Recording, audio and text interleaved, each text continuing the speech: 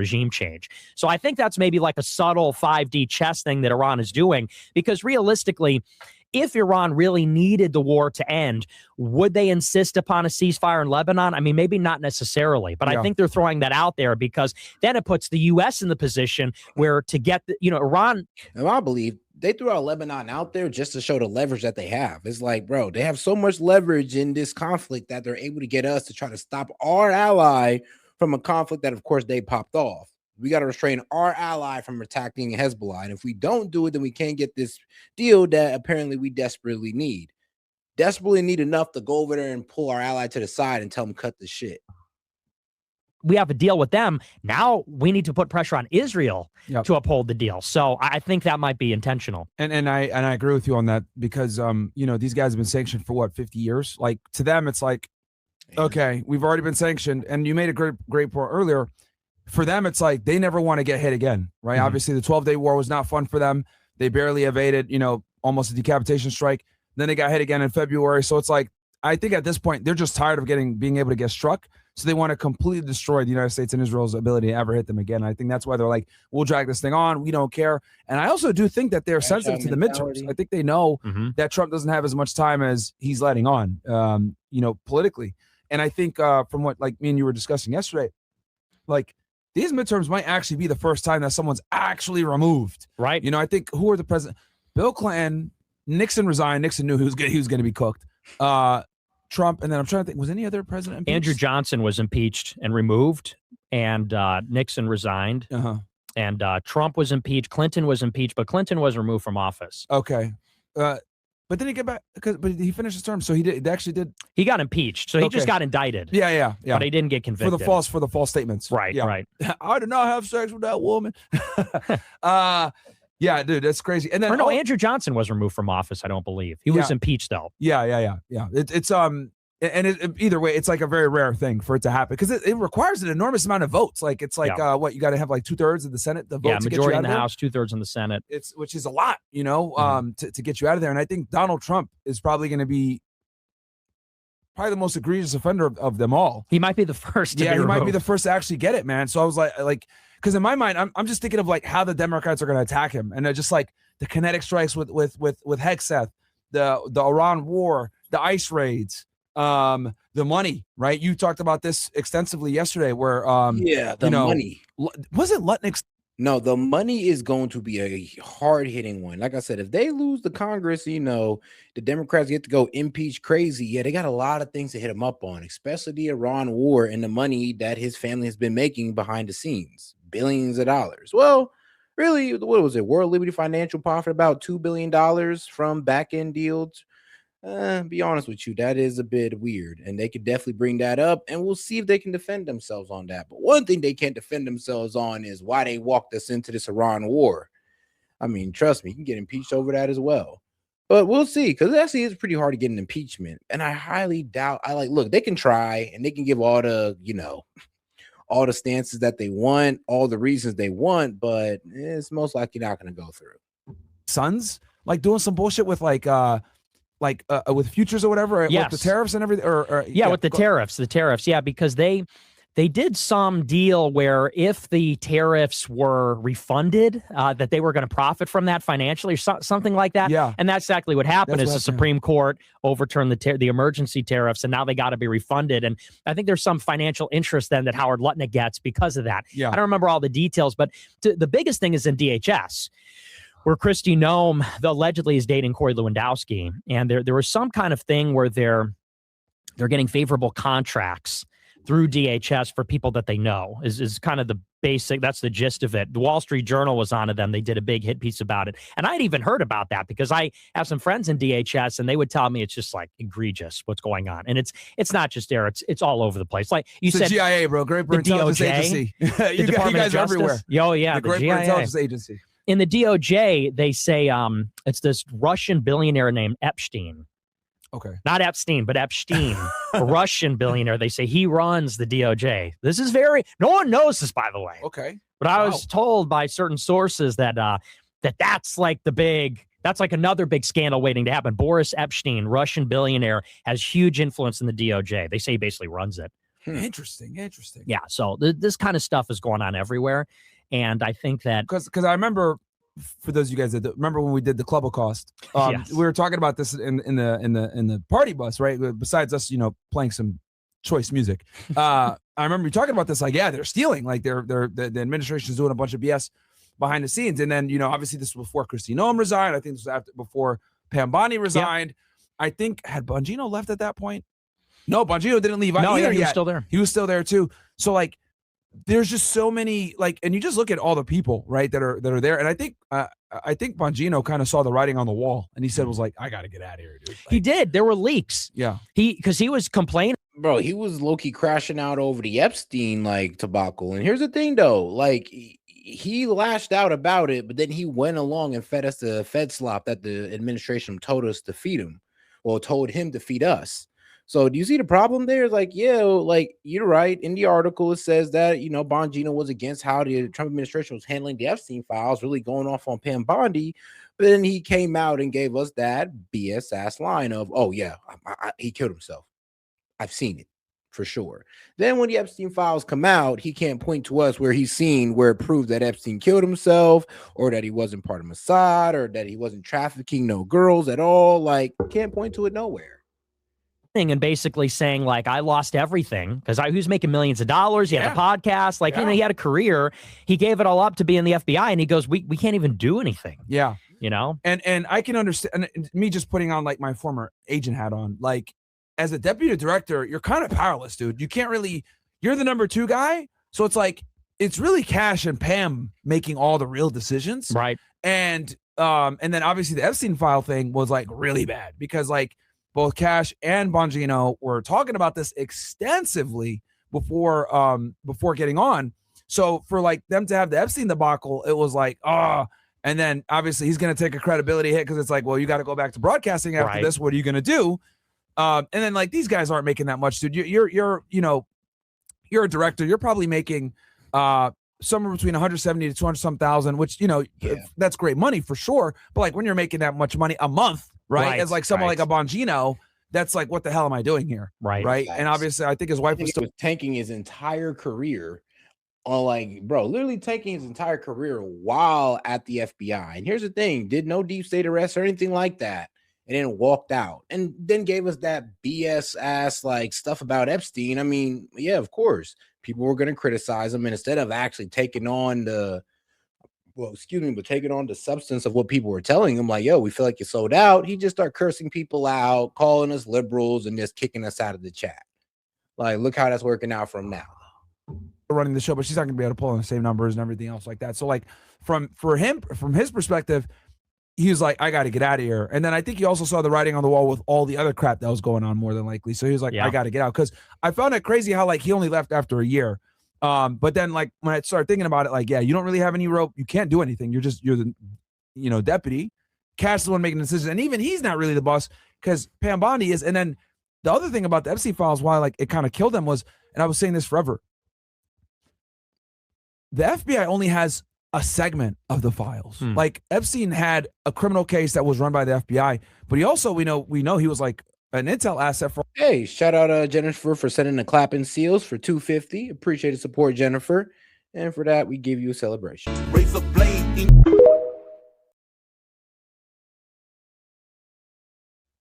All right, though. Let's get right back to it, though. All right.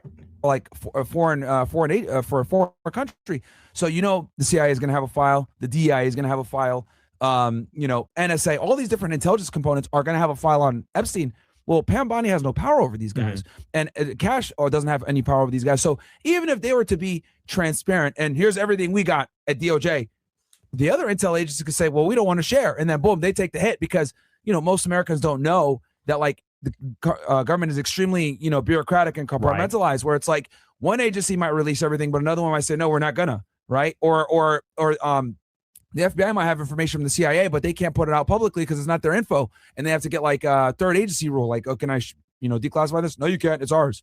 So it's like, and again, I'm just, like, giving different scenarios here, but I could see why it was so difficult. And there's, like for Pam, for Cash, and then obviously Bongino. And he was like, I got to get the fuck out of here. And then you add in all the other crap. I mean, because when you said that back in January, that really had me thinking, like, what the fuck? And then right after, bam, Bongino gone. Kash Patel, they're talking about firing him. Pam Bondi gone. Kristi Noem gone. Who else? Tulsi Gabbard. Tulsi Gabbard gone. Joe Kent. Mike Waltz was already gone, right, with the Signal Gate, I think. He's still there, though, as the UN ambassador. Yeah, right? that was a huge He'll never demotion. leave. Yeah, right. It's so crazy. Yeah, you go from that security advisor to fucking, like, you're the UN bitch now. Like, yeah, it's insane. Yeah, like that guy will never, ever, ever get fired. But Tulsi Gabbard, she's got to go. Yeah. And even Pam Bondi, it's funny. I didn't like Pam Bondi. She comes from Florida. Very She's competent, dude. Yeah, I was shocked they made her attorney general. Is insane. Yeah, well, Federally. You know why that is. Susie Wiles brought all these people in. She's the chief of staff. She's from Florida. She's from Ballard. So she brought in Rubio, Waltz, Bondi. These are all Florida creatures. I'm going to be real with you, though. Susie Wiles was one of the people that was low-key keeping Trump away from the affordability agenda because honestly, she's a complete corporatist. She kind of is the corporate ear. Well, she is kind of like the corporate lane to Trump.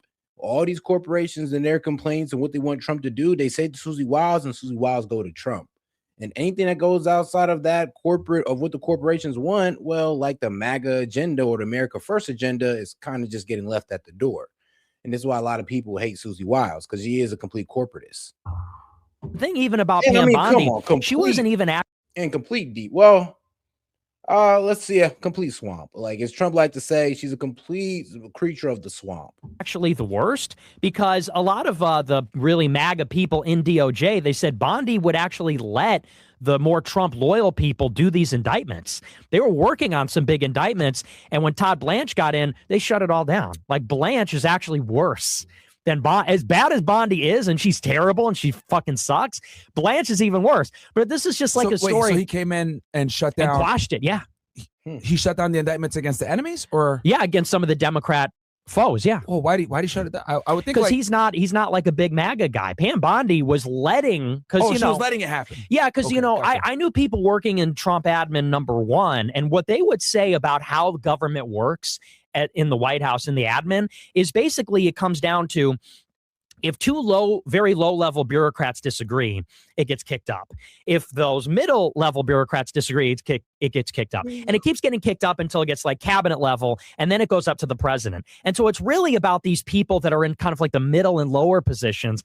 Are they going to be able to have the discretion to do what they need to do? That's really what it comes down to in a lot of these situations.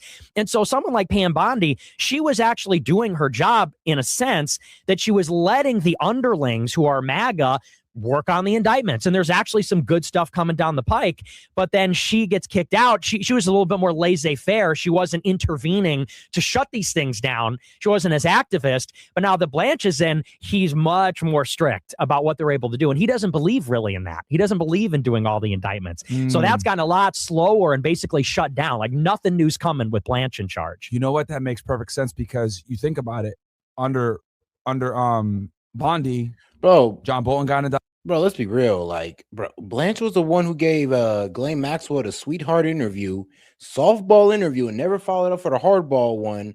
And instead of following up for the hardball one, he transferred her to a more comfortable prison. Like, can you believe it? And that's Todd Blanche right now, the acting attorney general. And he did that as deputy attorney general. Letitia, what's her last Jackson? name? The AG, James in New York. Letitia James out of New York got indicted.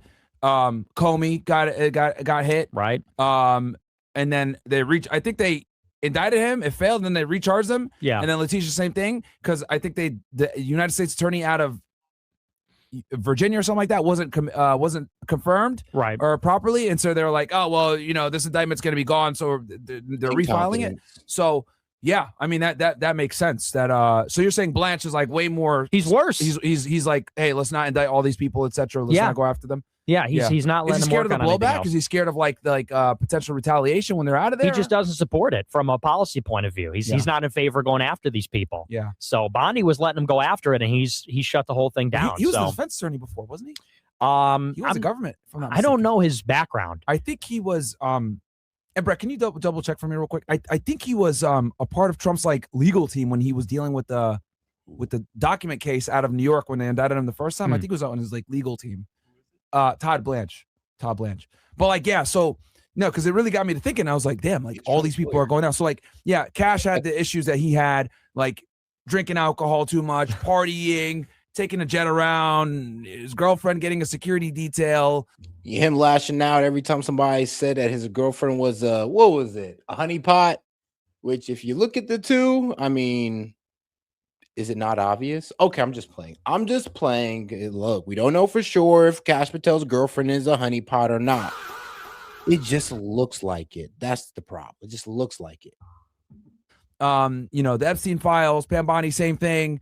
And Bongino being the number 2 guy who's like, I got to get the fuck up out of here. Hexa with the kinetic strikes. I'm trying to think here, Rubio, if they would go after him for anything. I can't think of. No, you know what's funny? Rubio, I shouldn't even say. I'm just thinking of how they're gonna go after them when. Rubio's people are the most competent. Yeah, and listen. You're right. Yeah, I do not support Rubio at all. Not even slightly. I'm not saying, but I'm saying this is not me trying to say anything to promote him. If he's the nominee, I would vote Democrat. I would consider that, because he's that bad.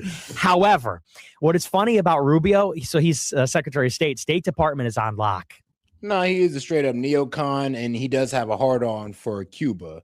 Here's the thing: Marco Rubio is just like the Iranian diaspora. It's like they're willing to bring their problems to America and then ask us to fix their problems with our military force instead of going there with their own military force and getting what they want. For some reason, they got to come to Daddy America and beg us for help. I don't like it. You don't like it, but this is what they do.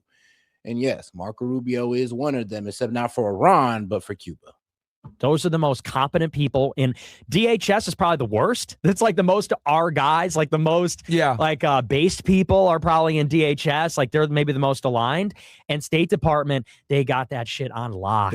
They are the most competent there, and they run it like a tight ship. Rubio, surprisingly, he's a very formidable opponent because he knows what he's doing. He's a refined politician. Yes. I've always said it. And I don't think there's any shame in admitting this. He's an extremely refined and good politician. We don't support that. We don't like his policies or whatever. He's owned by the Jays and everything else. But I think we can both say, so is Netanyahu is a refined politician. Yeah. Because I think the one thing that Netanyahu can do is he can blend. Every time I watch the speeches, I'm like, all this guy does is make Israel's problems America's problems. We killed these terrorists today, blah, blah, blah. Oh, by the way, they were trying to target you guys too. It's he's able to always bring in Israeli issues and somehow make them American issues and show either what we're doing here benefits you guys as well. And I think that's something that really only he's been able to do. I don't think any other Israeli prime minister has been able to use Israel problems and or justify U.S. aid so much as to we're taking care of the problem for you guys. We're on the front lines. But yeah, I agree with you that of all them all, Rubio's for sure the most refined politician. Doesn't mean he's good. I mean, his staff. Yeah, people in admin say that State Department, they're the only ones that know what they're doing. They're competent and I mean, real. That is bro. I ain't gonna lie. There's elite level propaganda that Israel sells. The problems that we cause, we're protecting you from. So, yeah, I know we cause Hezbollah to be established. We cause Hamas to be established. But look, man, give us money so we can fight these guys to protect you from a problem that we cause. It's I don't know if I like that arrangement. They're ideologically aligned with Rubio. Vance, too. They say that Vance's people are very competent and effective. Okay. But these other people at DOJ, at DHS, and these other departments, I mean, they don't know what the fuck they're doing. Yeah. And that's so typical. I told people would be like this because at the end of the day, Trump is just incompetent. Yeah. What so many people ascribe to malice, you could easily ascribe it to incompetence. They just don't know what they're doing. It's so classic because, Trump, the first term, everybody said, well, he couldn't get his agenda through because the personnel were terrible. That was the headline all the time. All the swamp creatures with him. Yes, there's all these different excuses. It was bad advisors, bad personnel. They said, because in 2016, Trump had this website called greatagain.org where they were soliciting people to volunteer to work in his administration from everywhere, as opposed to these swamp creature, alumni from the different Republican campaigns or the Bush admin. So they had this website called greatagain.org where they said, send us your resume. You could come and work in the government, be part of the revolution. They didn't use that at all. And of course, then they brought in Jeb Bush, alum, Rubio. I'm not gonna lie, that sounded extremely clutch. It's like I said, Donald Trump is he says, look, we're not gonna go to the status quo. He puts it up and then all of a sudden he goes in the other direction. Because what Nick Fuentes is saying is true. It's they were trying to utilize that to make sure they were going outside the establishment. And they just said, F it, let's just work inside the establishment. I guess it's a lot easier. Look how that worked out for him. Alum, Cruz alum, and those people all hated Trump. We used to joke in D.C. back in those days, if you had worked for the Trump campaign, it made you less likely to get a job in the Trump White House. They say, oh, you work for the Trump campaign? You're disqualified. We don't want you. Because the people that were running it were like establishment rhino types, you know? And so that was the big excuse. They said, well, why did Trump not pull us out of Syria? Because the generals were lying. You know, they wouldn't carry out the orders. They would lie about the troop totals. And there was some truth to that. But in 24, they said, well, it'll be different this time because, you know, this time the posters are in control. Our guys are going to be in the admin. And it's like you actually have like based people in the administration. You have a lot of them. Like the personnel, anyone will tell you there's a lot of people in like National Security Council, which were good. And there were people in the Pentagon that were good and people in DHS that were good. But now Trump himself is holding back the personnel. The personnel are more radical than him. So the personnel, for example, in Homeland Security, they want to do mass deportations. They want a wall. They're fucking furious about what is happening. Trump doesn't want to build the wall anymore. Yeah. I have that. I don't want to say how I know that, but it's Trump that doesn't want to do it. He says, we don't need it anymore. We have, you know, the military there. We have other means of securing the border. We don't need a wall. Trump is holding them back. So, you know, before we would say the personnel and the advisors are holding, we need to unleash Trump so he can be himself and do what he needs to do. Now it's like the personnel is being held back by him. His incompetence, his lack of follow through. Honestly, that has already been reported that Trump has kind of been, well, yeah, I ain't gonna lie, been walking back his immigration stance. Of course, his mass immigration stance. He's conceded to the Dems, and now he's saying, oh, we're just gonna deport the criminals. That's all we're gonna deport. It's like, bro, we act for mass deportations across the board. If they're undocumented, get them out of here. Well, now he's conceding, talking about, well, we got to stop mass migration because it looks bad for midterms, and we might as well just go back to the Obama policy of just only going after the criminals. And I mean, like, yeah, cool, but that's not what we voted for. So basically, you're walking back mass immigration because of, well, public pressure, which is, I guess I get it, but yeah, you can't say that's a promise really kept. I mean, at least he closed the border down. But then if we can't get a wall and you just want to secure with the military, I mean, well, how long is that sustainable? Wouldn't it be easier just to build a wall? In some cases, he's just betraying the core promises of what, you know, we were all about in 2016. So, and I said this in 24, and I knew it was going to happen when he threw Project 2025 under the bus. Remember them? Yes. Project 2025 at Heritage. Oh, it was two things. It was, bro, do you support Project 2025? Bro, they were crashing out over Project 2025. And the thing is, I read Project 2025 down line by line, and bro, Trump probably supports, it was like, what, at 12 points, he probably maybe supported like 4 of them. And actually, there was a lot of things in Project 2025 that I kind of agreed with, but he didn't act upon it. And here's the thing, though. Would he have been better for acting upon it? Can't really tell you. But I'm going to be real with you, though. There were some things in there that I honestly agreed with myself.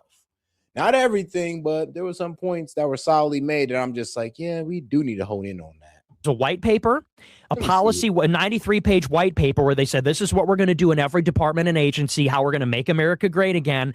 And that's what got the headlines, because people said it's very radical. The Democrats freaked out when they saw it. Right. Like they were, I remember vividly, do you support Project 2025? That was like what everyone was asking during the 24. Yeah, people forget it was huge. It's a big deal. But then, in addition to that, it was denied also... it during the debate. Do you support, right? I think during one of his public debates or interviews, he denied it. Like, I don't know. He said, I got nothing to do with that. Yeah. And which there's some truth to that. But it was also a personnel database. They put together a database of like, very Trump loyal, ideologically America first people that they were going to use Schedule F, reclassify a bunch of federal workers, fire them, because a lot of them have these protections. An incoming administration can only hire and fire about 5,000 people. If you reclassify a lot of the workers, you can fire like up to 50,000. And so the idea was we're going to fire 50,000 people. Some of them we're just not even going to replace, but the ones that we do, we're going to replace them with guys that are vetted, guys that are loyal to Trump, loyal to the agenda. And what Trump said in like January 23 and then into 24 is he said, no, Project 2025 has no control over that. He said, I want them to work with America First Policy Institute, AFPI, that's like the official MAGA think tank. It's run by Brooke Rollins, who's now the Secretary of Agriculture, and they are the worst. Like, they are the biggest rhinos of all time. America last. Like, they are so establishment, it's not even funny. And Trump basically said, Project 2025 either needs to defer completely to AFPI or they can have no influence. At the end of the day, he disavowed them like 3 or 4 times. Yeah. They got totally pushed out. And that's when I disavowed Trump. Because at that point, it was about June 24, I said, it's very clear what direction this is going to go in, and it's going to be just like the first term. A lot of bad personnel, not enough good personnel, but moreover, it's like Trump's judgment is compromised. He's still incompetent. Because really, I mean, there was no resistance this time. You remember in 25, it's like the left was defeated. They were eradicated. They were so weak, no ability to resist. And we had the House, Senate, White House, we had Doge. We're moving so fast. So much was possible, and the only reason it was squandered is because they just were incompetent. That's why tariffs didn't happen. That's why the border wall didn't happen. That's why Doge didn't happen. Just wrong people, bad people. And, it's funny because, like, you get a lot of heat for not voting, right? And saying, hey, I'm not going to vote, etc. People always forget. I vividly remember when you said, I'm not going to vote unless Trump can promise that we're not going to go to war with Iran. That was like one of your number one things. We need mass deportations and no war with Iran. Those were your 2 things. And guys, if you have any questions, comments, jokes, disagreements, make sure to super chat it in or send in a Venmo. And otherwise, make sure you double tap the screen and like the video and subscribe to the channel as well, especially if you've been watching over 10 minutes. Like, come on now. The war with Iran and no mass deportation. So it's like, people said that you didn't even vote, Nick. Yeah. But it's like, I remember when you originally made the announcement, no war with Iran, no fucking war with Iran. I'm going to withhold my vote. And he fucking ended up doing it. And like, for me, I was pissed off. And I think this is what actually fractured the base, made so many people say no. This Iran war is highly unpopular, even with people that that voted for him and supported him. Because, like, from my perspective, I voted mostly for foreign policy and then obviously for the immigration. Like, because I was like, I agree with you what we were talking about yesterday. Donald Trump is probably one of the only presidents that can actually do deportations because everyone is terrified. And I could say this from like my background with like working with ICE. The thing that used to always mess us up when we did deportations was interior enforcement, because you got to deal with the sanctuary cities. You got to deal with the mayor. You got to deal with the police department. They don't want to help you out. I vividly remember so many times I'd go to Austin, Texas. We'd have arrest warrants for people. Austin PD, we need you to come on help. They want to come. They want to show up. Even if though it was a felony warrant, they're like, wait, it's immigration related? No, we're not helping you. So it was a nightmare to do like interior enforcement. So when I saw Trump actually putting ICE into these cities and doing deportations, I was like, wow, I got to give this guy credit. Because like me from the inside knows how hard it is to do interior enforcement. Yeah, I mean, bro, we already knew it was a risky political move. That's why we championed Trump into it, because it's like, yo, we already know what the left is going to do. They're going to try to make it look bad, just like, trust me, it looked bad with Obama under some cases. But interior enforcement is needed if we're actually going to clean this situation up. And this is something that Democrats don't want. Shoot, the Democrats, they really fight us too hard on closing the border. What they will fight us on is interior enforcement of immigration. And as you see, I mean, look how far they went. They went as far as to demonizing ICE, so them start going out there and try to dox them, try to attack them. And they're wondering why situations like Renee Good and Alex Pretty popped off the way they did. Yeah, it was the manufactured fear-mongering of ICE. Enforcing at the border is nothing. Like, This is why Democrats have more deportations, because everyone comes in, they catch them, throw them back out. Easy to have more deportations. Like, oh, well, Obama has more deportations than Trump. That doesn't count, buddy. It's because they had to open borders and then they want to come in. But when I saw him doing the interior stuff, I was like, this is good. Like, I supported what he was doing in Minneapolis. Like, Renee Good and Alex Pretty, I was like, don't let this fucking scare you, because these are good shoots. Like, look, people lost their life, horrible, but do not commit a felony and impede federal agents. Like, what are you doing? Like, you can't do that. Alex Pretty had a gun on him. The other chick tried to run a guy over. Like, obviously the Democrats were putting an enormous amount of pressure. But it kills me because I noticed that he kind of took his foot off the gas with the mass deportations to open up political leeway for the Iran war. Right. And I was like, dude, seriously? Like, that's when I was like you're dropping doing the immigration. The first president that actually has the balls to go in, do interior enforcement, something that I've never seen ever by any administration. Using Border Patrol, using ICE, using FBI agents, like shit that I've never seen before. Like, using FBI agents to do immigration is nuts, right? Because like they never want to do anything, those guys. They're so fucking lazy, but that's a whole other conversation. So when I saw that, I was like, great, like we're actually going to get some interior enforcement. Finally, they're going to stop these sanctuary cities, dude. Because like I feel like I'm going through PTSD now. Dude, I can't tell you how many times, Nick, like I would literally we'd be looking for somebody. We'd ask the state locals to help and they'd say no. Yeah. Because of fucking sanctuary It's like rules. that in Chicago. Insane, dude. Insane. Or we'd have the best. Put a detainer on the guy. You know he's going to be released on this day at this time. They fucking let him out early on purpose so that you. Yeah, and that's the problem. It's like, bro, these left-wing cities are literally, and I hate to say left-wing like this, but it is. These blue cities are literally protecting the undocumented immigrants. Sanctuary cities are blue cities, by the way, and they literally protect these guys. Now, I'm not really sure why, but, well, we kind of know why. It's kind of just say F Donald Trump. Let it be a Democrat doing this, they'd be fall in line. But because it's Trump, and because he's enforcing internal immigration enforcement, oh, man. Like I said, that's the risk of it. There's people on the left who just willing to go in complete insubordination. Like, bro, you remember the judge that pretty much broke the law by letting out an illegal immigrant through the back? A judge did that. And that was to stop Trump's immigration enforcement. Like, that should expose everything right there on how desperate the Dems were to keep these people in here. And it got to a sick point where a judge was willing to break the law and try to let an immigrant run. Can't get him. Like, Wow. and the guy is like a murderer, or the guy has like a long criminal history. They let him go because they don't want to be the ones to be like, yeah, we gave him the immigration after. Right. They'll purposely let him out early or not tell you after you put a detainer on him. So it's like, and we couldn't do anything to them. So it's like, you know, it was absolutely insane that they wouldn't comply. And this is happening all across the country. So when Trump finally said, you know what, we're going to go ahead, we're going to do mass deportations, we're going to actually back ICE, we're going to let them go into these cities, we're going to tell the locals, if you don't fucking comply, remember Pam Bondi sued them. If you don't comply, you're going to get sued. But then they completely bailed on it for the fucking Iran war. Yeah, they just dropped it. And it's sad because they put all the pieces in place to do it. You had the big, beautiful bill, which allocated $80-90 billion for border enforcement. And it was supposed to be for a wall, for ICE agents, the infrastructure. And they did it. They hired 10,000 ICE agents. They trained the existing ones. Because I was told that the problem is ICE has not done interior enforcement for so long. Problem. Yes. That a lot of them aren't trained to do this. Like, they just don't have the skills. So they had to hire a bunch of them, train a bunch of them. Then they bought all these warehouses to detain the immigrants because we don't have that either. And they did that. You know, they bought all the warehouses, like trained all the guys. I saw. That's what I'm saying. That's how big of an operation mass immigration was. Like, everything had to be built up from the ground because we just did not have the infrastructure for it. And that was one of their Dems, one of their points was, oh, it's going to be expensive. But then it's like, you guys are complaining about the cost of fixing a problem that you created. Please sit down. You guys don't deserve to speak on the cost of it.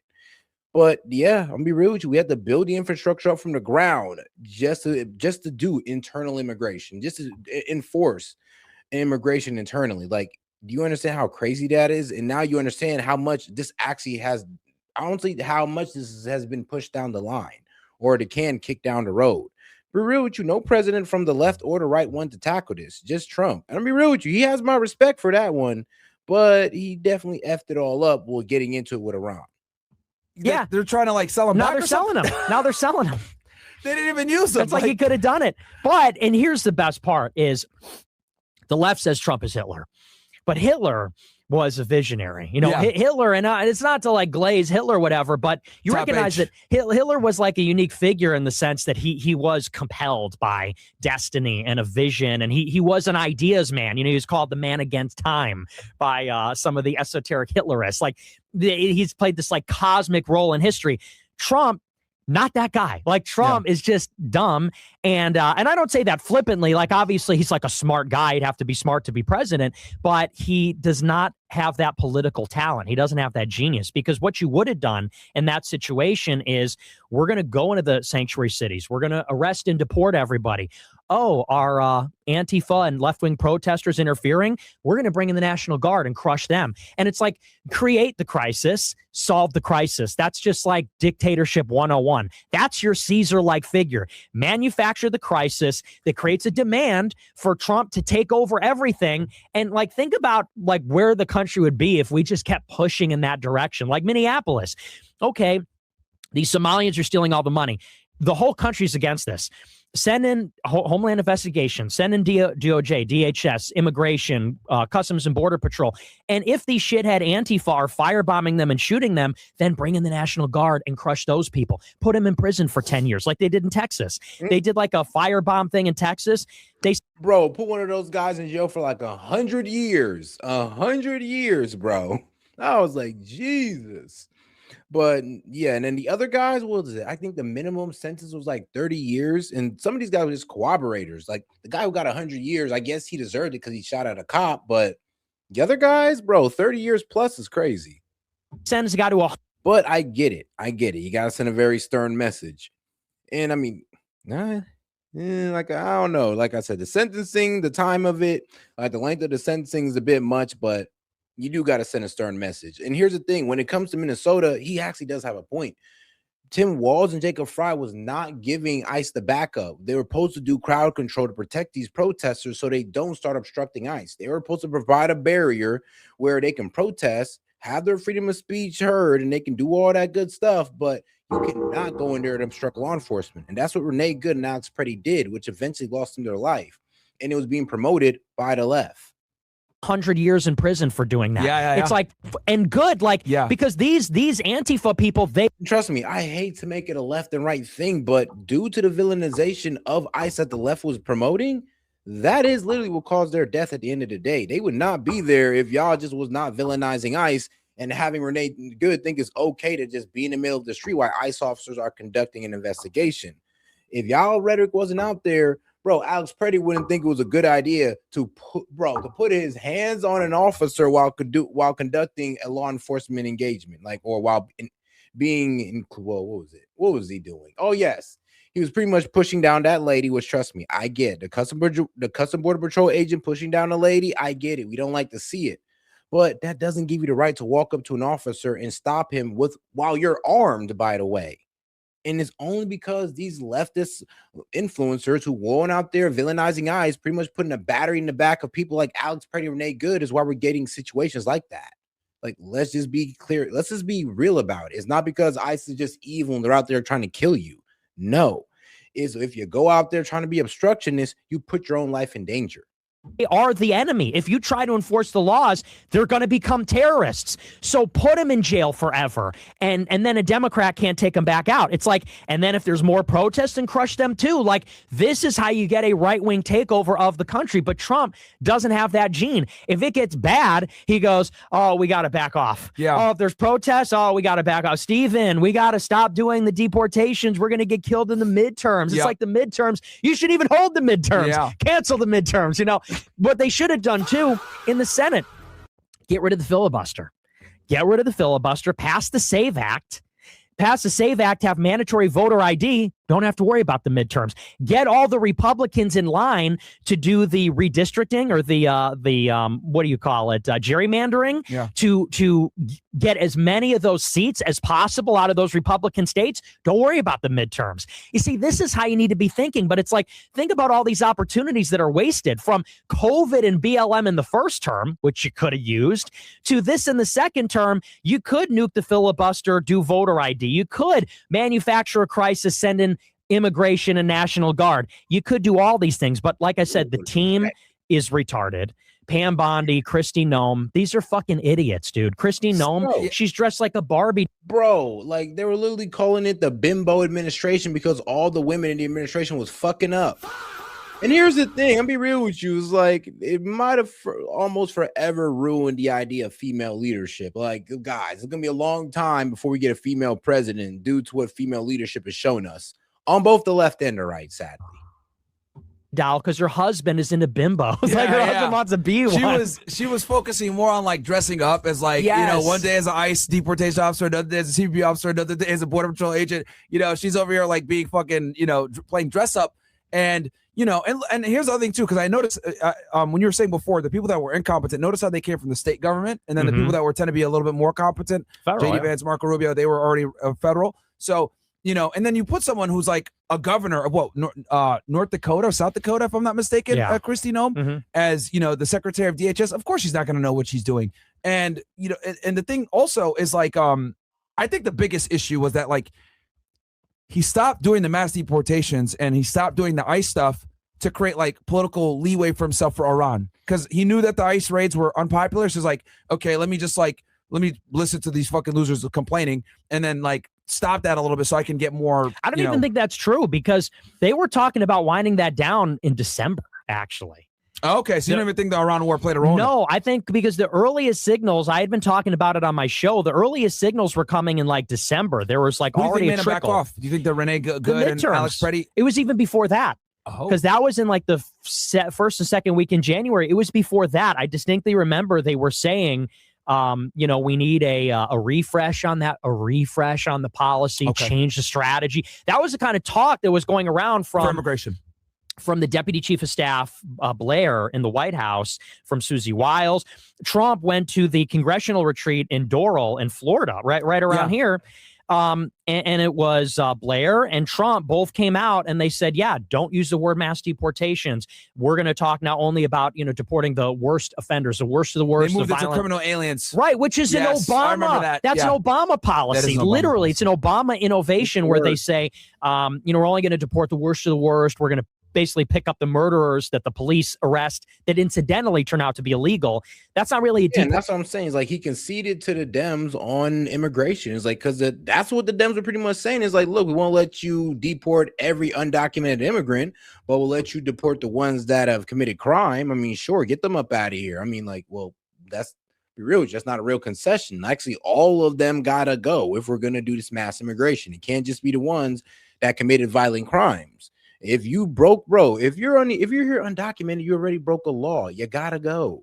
And the punishment of the law is deportation. And some of these guys are eligible for expedited removal, which means no lawyer, no court date, no judge. You're just gone. And trust me, it's gonna start happening a whole lot more because the Supreme Court just allowed Trump to expand that. So let's be real. I don't really think mass immigrations honestly have been set off completely. I think Trump would just wait for a couple of Supreme Court wins to start really hammering down. Deportation policy, So that had been in the works. And the reason it was is because they just looked at the polling and they said, we're getting killed with Hispanics and we're getting just killed in general. And if we want to win in the midterms, we just got to back off.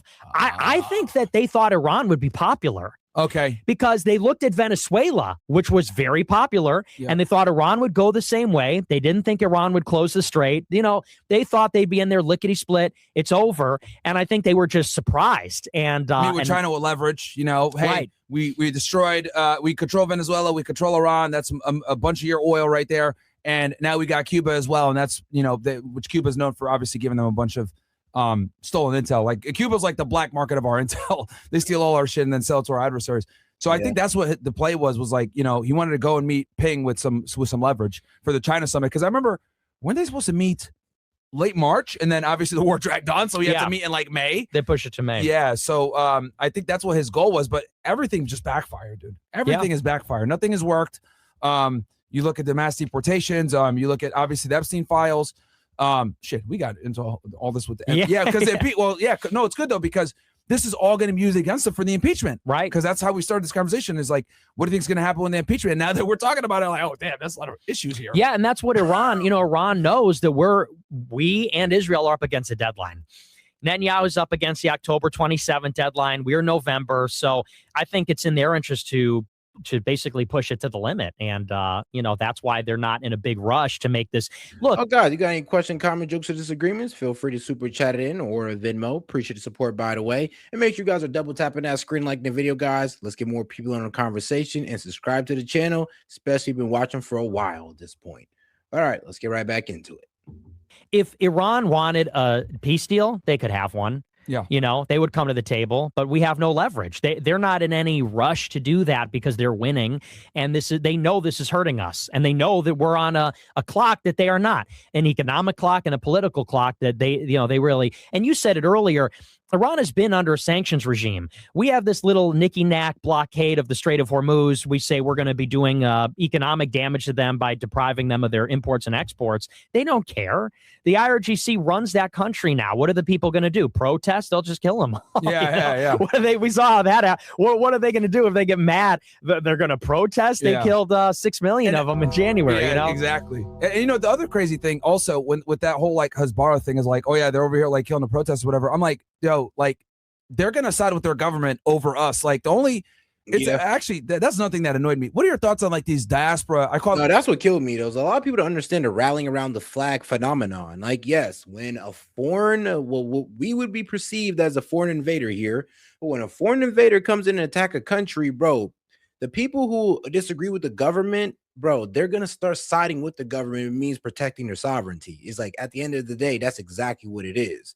And I know you guys like to sit there and be like, well, 90% of Iran disagrees with the IRGC. Well, if that was true, then how come we can't get a revolution there? Like, guys, they took out the Shah with